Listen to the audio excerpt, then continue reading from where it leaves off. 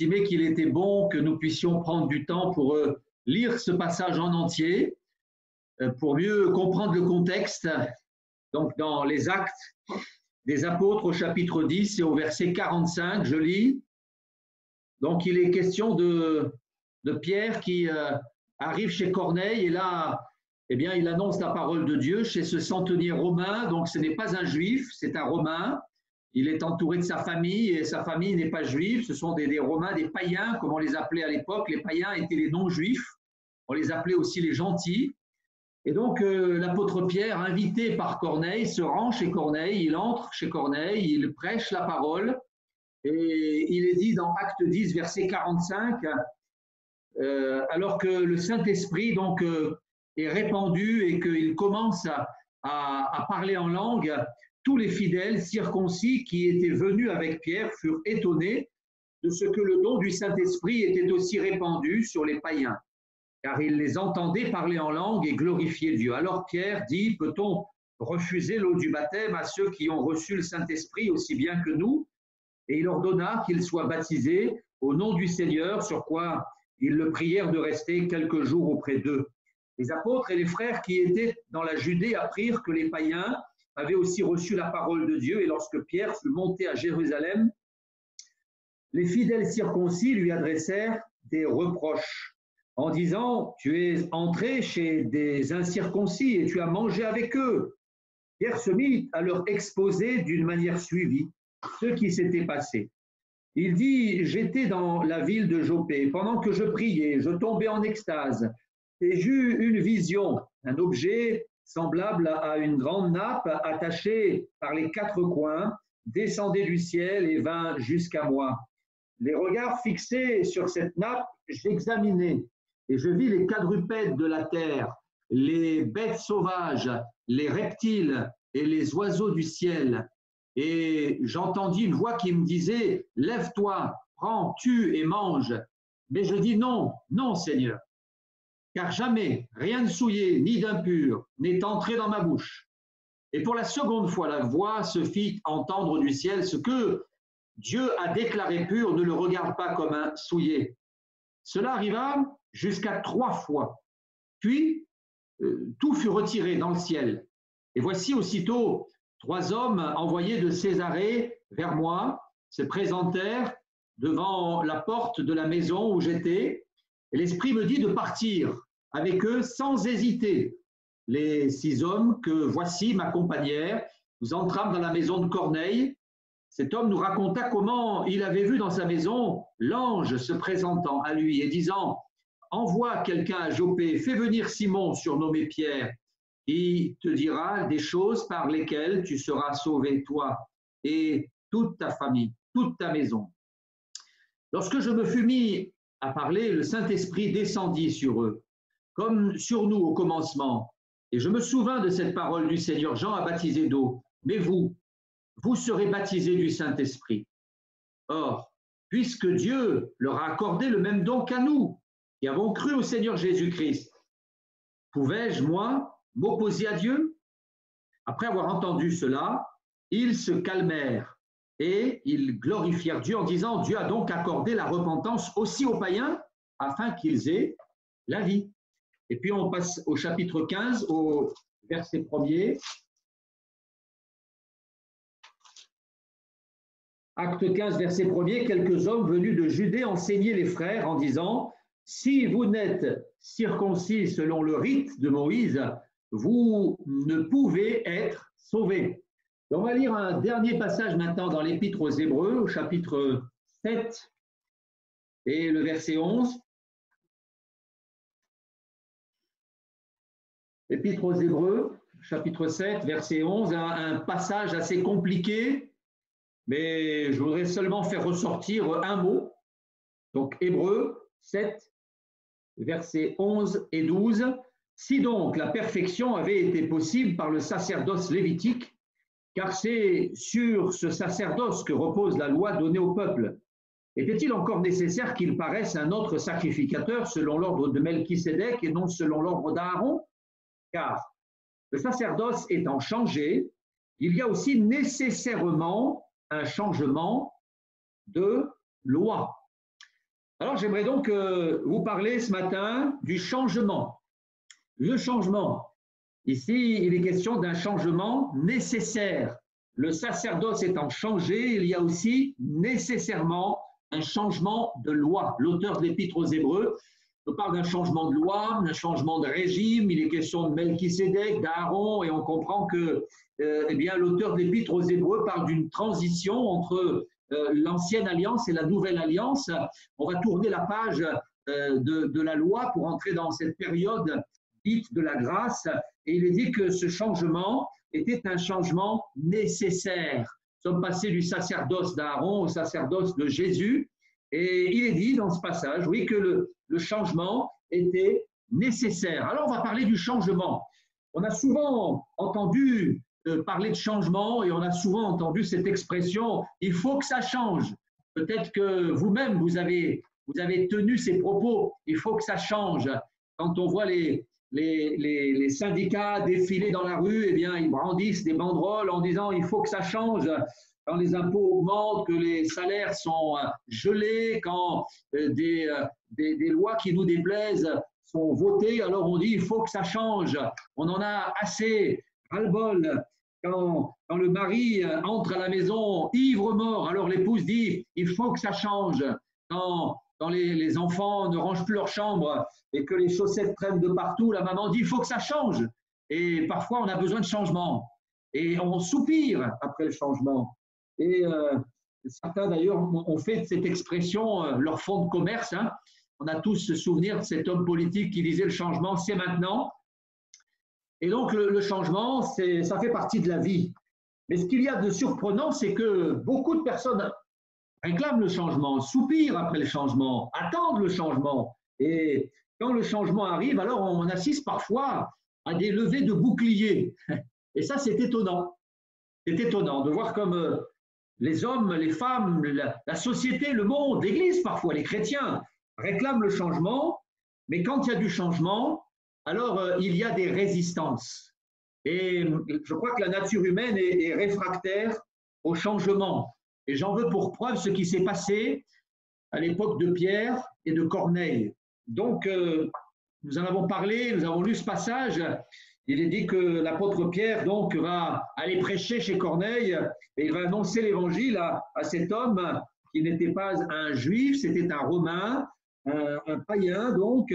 Et alors qu'il prêche, le Saint-Esprit descend et là, soudain, l'auditoire est baptisé de l'Esprit, ils se mettent à parler en langue parce que ce jour-là, eh bien, l'apôtre Pierre comprend que le Saint-Esprit ne fait pas de différence entre les Juifs et les non-Juifs, les Juifs et les païens, les Romains, bref, l'Esprit va souffler dans la pièce où ils étaient rassemblés et cet Esprit ne va pas être sélectif ce jour-là.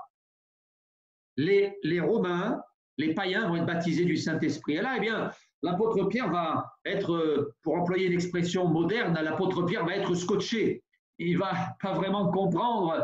Et les frères qui étaient avec lui vont être là comme surpris et étonnés. Et ils vont se dire, mais finalement, est-ce qu'on peut leur refuser le baptême d'eau, eux qui ont été baptisés du Saint-Esprit. Et là, eh bien, ils vont baptiser d'eau, c'est païen, ça a été une grande première et là nous assistons à un virage dans l'histoire de l'Église et un virage qui n'est pas des moindres. Ça a été un véritable demi-tour, un virage à 190 degrés et lorsque l'apôtre Pierre va rentrer à Jérusalem, il y avait un comité d'accueil et le comité d'accueil, il était composé de ces chrétiens d'origine juive, ces juifs qui s'étaient convertis au christianisme et qui étaient quand même des juifs. Et la Bible dit dans le chapitre 11 au verset 2, lorsque Pierre fut monté à Jérusalem, les fidèles circoncis lui adressèrent des reproches. On va lui faire des reproches. Et on ne va pas y aller avec le dos de la cuillère. Tu es entré chez les incirconcis. Tu as mangé avec eux. Et là, il n'était pas content. D'ailleurs, moi j'ai noté une chose, c'est que au verset 18, il est écrit, après que l'apôtre Pierre ait expliqué les raisons qui l'avaient poussé à baptiser des païens, il est dit, après avoir entendu cela, ils se calmèrent. Qu'est-ce que ça veut dire? Ça veut dire qu'avant cela, ils n'étaient pas très calmes. Et ils étaient un peu agacés, irrités. ils étaient en colère, disons-le. Ils étaient en colère contre Pierre, qui avait osé toucher à leurs principes. L'apôtre Pierre qui avait osé toucher à leurs coutumes. L'apôtre Pierre qui avait osé toucher à quelque chose qui était sacré. C'était un sacrilège. On ne devait pas, on n'avait pas le droit de rentrer chez un païen. Et il l'avait fait. Et plutôt que de se réjouir, de savoir que l'évangile, le salut, le pardon, la délivrance étaient entrés chez ces gens, eh bien, ils n'ont pas du tout été joyeux ou enthousiastes. Au contraire, ils étaient en colère. Et là, eh bien, il va y avoir une vive discussion qui va commencer entre Pierre et les frères qui étaient avec lui, et de l'autre côté, les chrétiens de Jérusalem, ces juifs de Jérusalem, et l'apôtre Pierre va devoir argumenter. Et on s'aperçoit que pour opérer ce virage, ce grand changement structurel, eh bien, le Seigneur ne va pas lésigner sur les moyens. Et l'apôtre Pierre va expliquer. Et au verset 5, il dira, et voilà, j'étais donc sur le toit de la maison et pendant que je priais, je tombais en extase et j'eus une vision. Donc le Seigneur, je pense, était derrière ce changement. C'est le Seigneur qui avait donc orchestré ce changement. Et le Seigneur ne va pas lésiner sur les moyens. La preuve, c'est qu'il va donner à Simon-Pierre une vision, une apparition. Et là, eh bien, il était en extase face à ce qu'il vivait. Et donc, cette vision, nous la connaissons, la nappe avec tous les animaux purs et impurs qui représentent l'humanité. Parce qu'il faut savoir que c'est pour un juif, eh bien, les juifs étaient purs et les non-juifs étaient impurs. Et lorsque Jésus, le Seigneur, dit à Pierre, eh bien, tue et mange, ça veut dire ne fais plus de différence, ne fais plus de distinction entre ce qui est pur et impur. Nous entrons dans une nouvelle ère, une nouvelle dispensation. Mais l'apôtre Pierre, qui était un vrai juif et qui avait un peu la tête dure, va dire non. Non, Seigneur. Au verset 8, non, Seigneur, car jamais rien de souillé n'est entré dans ma bouche. Alors, Seigneur, tu pourras argumenter, expliquer, tu pourras me donner des visions, mais non. Et on s'aperçoit que l'apôtre Pierre n'est pas prêt à céder. Pourtant, ça vient d'en haut, ça vient du Seigneur. Et le Seigneur a dû s'y reprendre, non pas à une fois ou deux fois, mais à trois reprises. Le Seigneur va insister lourdement. Et j'ai même le sentiment qu'au bout de ces 3 fois, eh bien, Simon n'avait toujours pas compris. Il n'avait toujours pas compris. Parce qu'il est dit qu'il réfléchissait. Et pendant qu'il était en train de réfléchir, eh bien, là, on entend quelqu'un qui frappe à la porte. Et ce sont donc les émissaires de Corneille qui demandent à Pierre de venir chez Corneille. Donc Pierre est réticent, il ne comprend pas vraiment ce qui se passe. Et au verset 12, il est dit ceci, l'Esprit me dit, il est là, il parle avec ses païens devant la porte, et il est dit, l'Esprit me dit de partir avec eux sans hésiter. Il a fallu que le Saint-Esprit revienne à la charge et lui parle à nouveau, parce qu'il hésite encore. On ne réalise pas le poids des traditions qui pesaient sur Pierre. Il était pétri de traditions. Il était comme sclérosé par ses coutumes. Et ces coutumes, elles n'étaient pas d'hier, parce qu'elles dataient de plusieurs générations, plusieurs centaines d'années.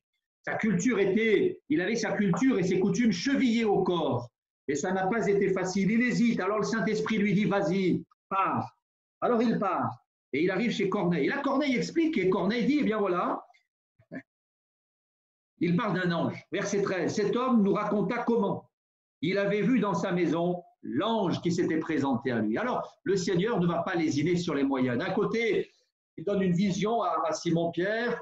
Ensuite, il parle au cœur de Simon-Pierre par le Saint-Esprit. Puis de l'autre côté, eh bien, il y a un ange qui apparaît à Corneille.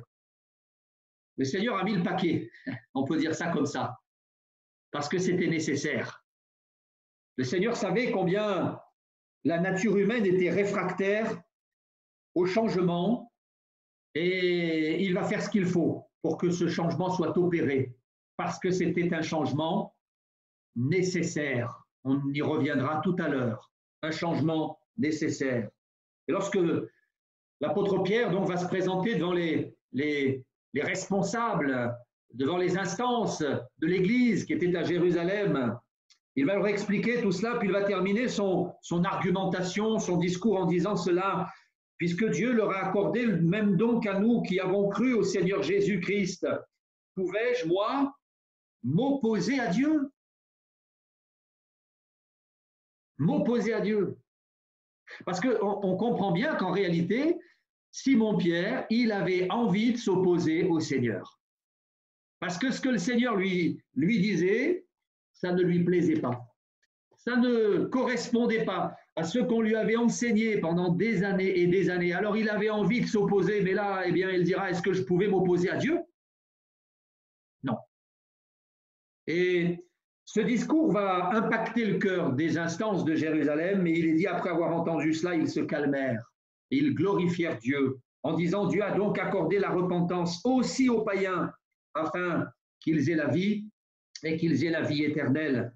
Ces hommes étaient certainement pétris de coutumes, de principes, mais il y a une chose qu'on ne peut pas leur enlever, c'est que ces hommes, c'étaient des hommes de Dieu.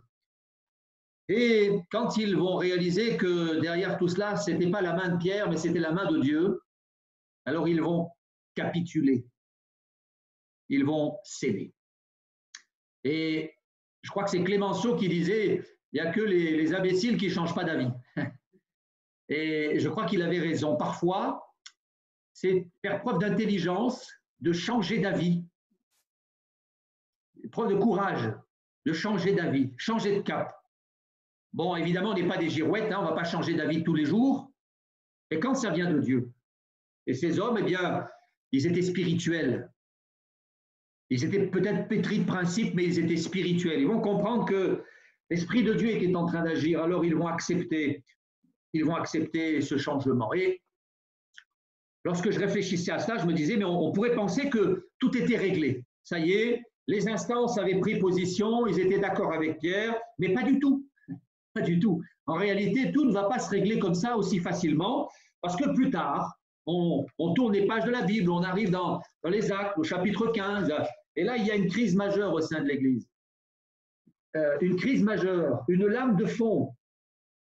C'est que dans l'Église, il y a des chrétiens qui se sont convertis, mais qui sont d'origine juive, et même d'origine, ils viennent du milieu pharisien. Ce sont d'anciens pharisiens. Et ces hommes-là, eh bien, ils vont causer des problèmes.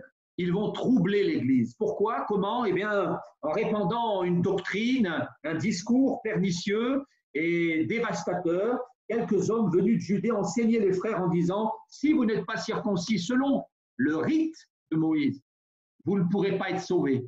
Et là, eh bien, ces hommes qui avaient une certaine aura, une certaine autorité, eh bien, ils vont avoir une influence sur certains chrétiens fraîchement convertis, sur une frange de l'Église, et le trouble va être jeté, et ces gens fragiles vont se dire, mais finalement, effectivement, il faut qu'on se fasse circoncire pour être sauvé.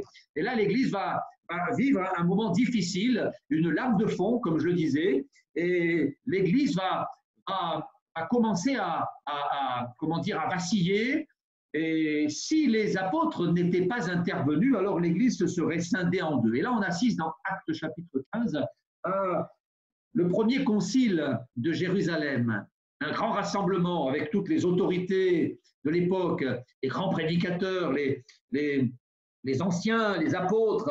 Pierre est là, Paul est là, Barnabas est là, Jacques est là, et ces anciens pharisiens sont là. Et là, il y a une vive discussion qui va commencer. Il va s'en suivre un débat particulièrement houleux, et les responsables de l'Église vont prendre la parole tour à tour. Et on en arrive au chapitre 15, au verset 12. L'apôtre Paul prend la parole et il dit, toute l'assemblée garda le silence. On écouta Barnabas et Paul qui racontèrent tous les miracles et tous les prodiges que Dieu avait faits par eux au milieu des païens. Et là, je pense que l'auditoire va être touché. Ils vont comprendre que le Seigneur était capable de faire des miracles, des prodiges, des guérisons, même parmi les païens. Ils vont peu à peu comprendre que, il était peut-être temps de laisser de côté leurs vieux principes, leurs vieux rituels, parce que c'est de cela dont il est question. quelques hommes venus de Judée enseignaient les frères en disant, si vous n'êtes pas circoncis selon le rite de Moïse. Et là, je pense que ce mot, il est important. Ils étaient attachés à leur rituel. Et certains n'étaient pas prêts à les lâcher. Mais en réalité, le temps était au changement. Et après que plusieurs aient pris la parole, Jacques va intervenir et au verset 13, acte 15, verset 13, il est dit, lorsqu'ils eurent cessé de parler, Jacques prit la parole et il dit, hommes frères, écoutez-moi. Et il va donc trancher le débat. Il va terminer la discussion en disant, eh bien, si le salut doit aussi être offert aux païens, nous ne pourrons pas nous y opposer. Il faut accepter cette réforme structurelle. Il faut accepter ce changement parce qu'il n'est pas de notre fait, mais il vient du Seigneur, il vient d'en haut. Et ils vont donc prendre la décision de rédiger un courrier officiel, une circulaire signée de la main de tous ces hommes qui étaient les pères fondateurs de l'Église. Et au chapitre 15, verset 22, je lis, alors il parut bon aux apôtres et aux anciens et à toute l'Église, c'était une décision collégiale, unanime, de choisir parmi eux et d'envoyer à Antioche avec Paul et Barnabas, Jude appelé Barsabas et Silas, hommes considérés d'entre les frères. Ils les chargèrent d'une lettre ainsi conçue, etc., etc. Et donc, ce courrier va être envoyé aux Juifs, aux païens, dans toutes les églises du bassin méditerranéen. Nous comprenons aujourd'hui que le salut est offert aussi aux païens. Et on pourrait penser que ce jour-là, eh bien, le problème a été réglé une fois pour toutes. Eh bien, pas du tout. Pas du tout. Parce que pour vous qui connaissez la Bible et qui avez lu le Nouveau Testament, eh bien, vous savez que la majeure partie du Nouveau Testament est composée des épîtres de Paul. Et quand on étudie les épîtres de Paul, on s'aperçoit qu'en réalité, l'apôtre Paul a consacré une bonne partie de ses épîtres à défendre la doctrine du christianisme et à s'opposer à cette lame de fond dont je parlais tout à l'heure. Ça n'a pas été facile. Cette transition du judaïsme au christianisme n'a pas été facile. Ça a été un peu comme un accouchement dans la douleur. Et il a fallu des années, des générations. Il a fallu lutter. Il a fallu que des hommes se lèvent et prennent position fermement pour que ce changement soit un changement durable. Alors je crois que on ferait mieux de ne pas leur jeter la pierre trop vite. Parce que je crois que la nature humaine, elle ne change pas. Elle n'a pas changé. Et si les hommes du passé, si nos pères étaient réfractaires au changement, je pense que nous le sommes nous aussi. Parce que ça fait partie de la nature humaine. Et on pourrait se poser cette question, je me suis posé cette question, pourquoi sommes-nous aussi réfractaires au changement? Pourquoi? Alors j'ai mis sur mon papier quelques réponses. Elles sont pas, la liste n'est pas exhaustive, il y en a d'autres certainement, mais je pense que si on est réfractaire au changement, c'est parce que le changement, ça produit des peurs, la peur de l'inconnu. Quand on change de situation, quand on change de régime, quand on change de travail, quand on change de ville, eh bien, il y a une inconnue et ça génère des peurs. Et c'est pour ça qu'on a tendance à freiner. Parce qu'on ne sait pas où on va. On va peut-être tomber dans un précipice, on ne le sait pas. Alors le changement, ça fait peur. Et la peur de l'inconnu produit justement ces réticences. Puis je crois aussi que le changement, c'est fatigant. C'est fatigant. Parce qu'on sort de sa zone de confort. Quand on est dans la routine, eh bien, il n'y a pas de fatigue. Au contraire, on est installé sur son fauteuil. Vous pourrez parler du fauteuil confortable du salut, le fauteuil évangélique. Et quand il y a du changement, alors c'est fatigant parce qu'il faut se réadapter, il faut se remettre en question, on sort de sa zone de confort. Et puis le changement aussi, ça sous-entend une chose, ça sous-entend qu'on s'est trompé. Ça sous-entend qu'on s'est trompé. Parce que quand on accepte des réformes, ça signifie qu'on va mettre de côté certaines choses qu'on a pratiquées pendant des années. Et alors certains se lèveront en disant, mais comment? Est-ce que ça voudrait dire qu'on s'est trompé? Pas du tout. On a eu raison. Mais je pense qu'il ne faut pas que nous ayons peur du changement. Parce que si le changement il vient d'en haut, le Seigneur va nous accompagner. Je pense qu'il ne faut pas qu'on soit effrayé par la fatigue occasionnée par le changement, parce que si ça vient d'en haut, le Seigneur nous donnera les forces. Il ne faut pas non plus qu'on ait l'impression qu'on s'est trompé, parce que non, il y a des choses qui étaient bonnes hier, parce qu'elles étaient conformes à une société, à une culture, la culture du moment, les besoins du moment, mais le monde change, tout change. Et si nous refusons de changer avec le monde, un jour nous allons nous retrouver en décalage. En décalage. Alors non, on ne s'est pas trompé. Et les Juifs ne s'étaient pas trompés en obéissant aux préceptes de Moïse, mais ils étaient dans une période de changement. Et puis, je crois aussi qu'il y a certaines personnes qui refusent le changement par loyauté vis-à-vis de leur père. La loyauté vis-à-vis de nos pères. Ces choses qui nous ont été transmises par nos pères, on y est attaché. C'est très sentimental et c'est bien, c'est tout à fait loyal de notre part. D'ailleurs, certains se sont parfois érigés contre le changement dans nos églises. Dans nos églises. Là, je parle de l'Église.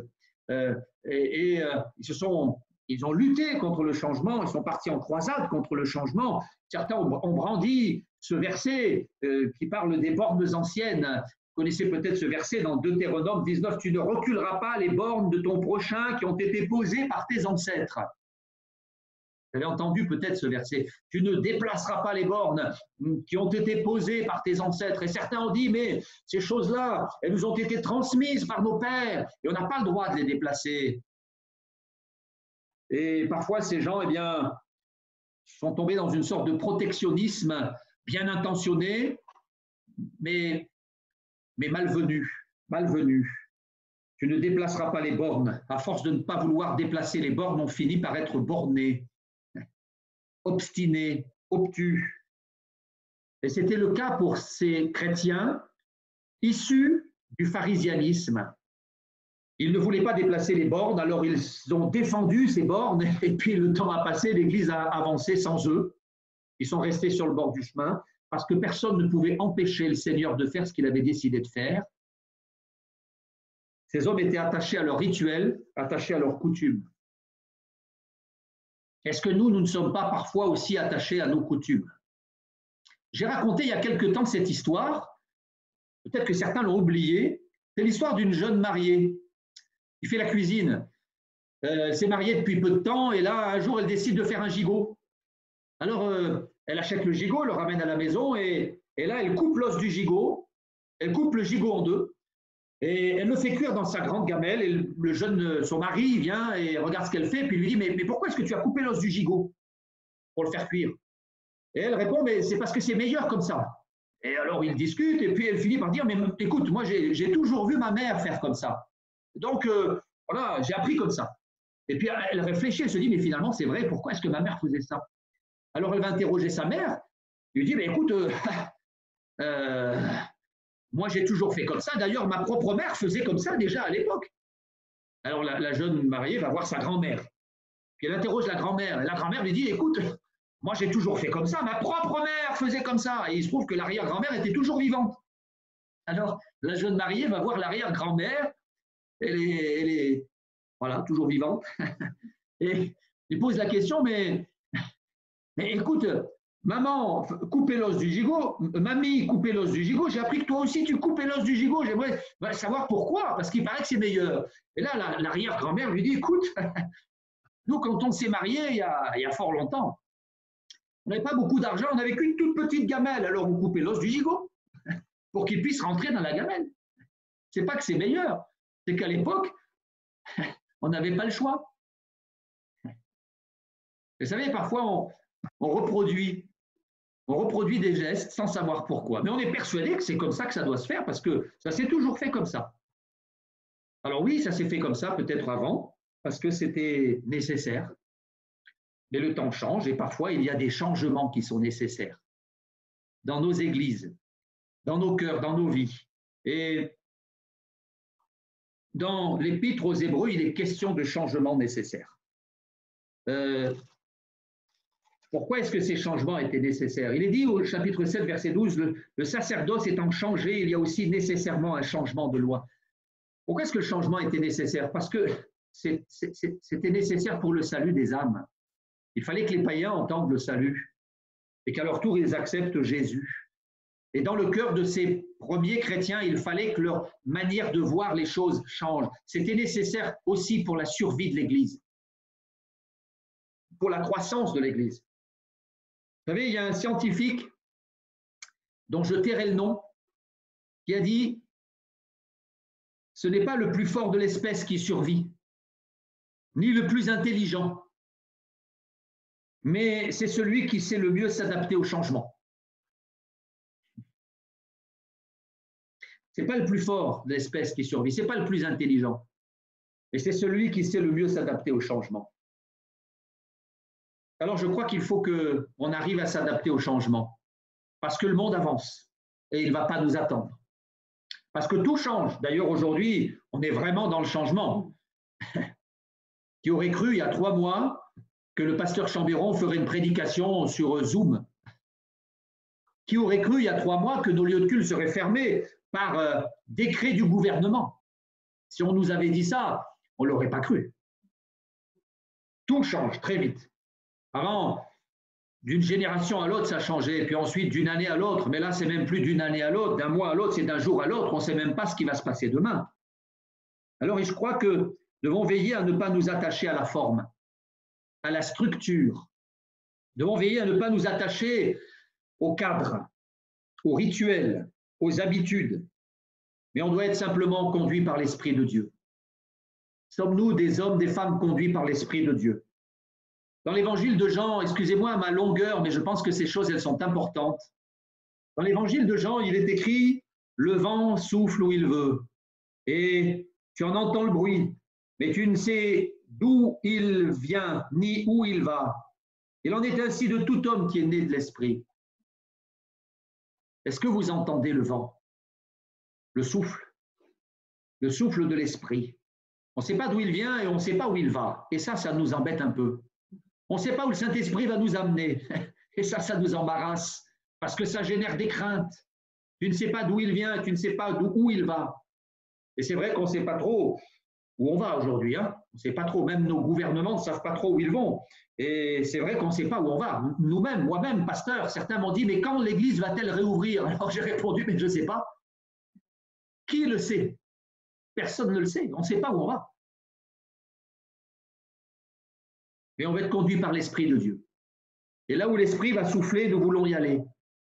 Vouloir accepter les changements de structure, peut-être, les changements d'organisation, peut-être, certainement même, parce que, sachez-le, on va devoir gérer au quotidien, au jour le jour.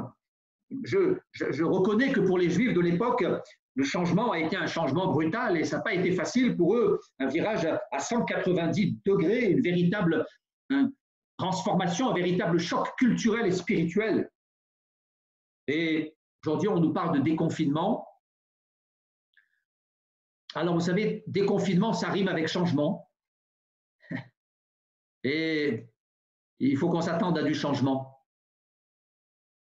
Et si le changement il vient d'en haut, je veux croire que c'est le cas, ça va être bon. Ça va être bon. Ça va nous faire du bien. Alléluia. Ça va nous décoiffer, nous déranger, mais ça va être bon. Parce que le vent, ça décoiffe. Hein. Et quand l'Esprit souffle, parfois, ça nous surprend. Et Seigneur, on veut aller là où tu vas nous envoyer. Et on veut que l'Église, elle ait cette capacité d'adaptation pour survivre. Ce n'est pas le plus fort de l'espèce qui survit, ce n'est pas le plus intelligent, mais c'est celui qui sait s'adapter au changement. Et l'Église doit s'adapter. S'adapter. J'entends des gens qui, et ça sera ma dernière pensée, les gens qui ont dit, mais récemment dans une visioconférence, quelqu'un a dit, mais bientôt, on va retourner à la vie normale, en parlant de la vie d'église. Et j'ai réfléchi à ça, je me suis dit, mais c'est quoi la vie normale dans l'église? Est-ce que ce qui se faisait hier, c'était normal, et ce qui va se faire demain, ça ne sera pas normal? Sous prétexte que ce n'était pas comme hier? Je crois que la normalité, c'est très subjectif. Et il est certain que demain, on ne retrouvera pas les choses comme on les a laissées. Mais ça, c'est normal. Parce que la vie, c'est un perpétuel changement, perpétuelle remise en question, et l'Église est un organisme vivant, ce n'est pas un monument, un organisme vivant, il change, notre corps change, il s'allonge, il s'élargit, il se courbe, bref, on change, les organismes vivants changent. Le corps de Christ, c'est un organisme vivant, et il faut qu'il change pour survivre. Alors, que Dieu nous aide à bien gérer les changements, les transformations, les mutations, à ne pas nous raidir, à ne pas nous crisper, à ne pas résister. L'apôtre Pierre dira, et c'est une parole que vous pourrez retenir dans la bouche de cet homme qui était un homme de Dieu, pouvais-je, moi, m'opposer à Dieu? Et là, eh bien, il a fermé la bouche de ses détracteurs. Est-ce qu'on peut, nous, s'opposer à Dieu?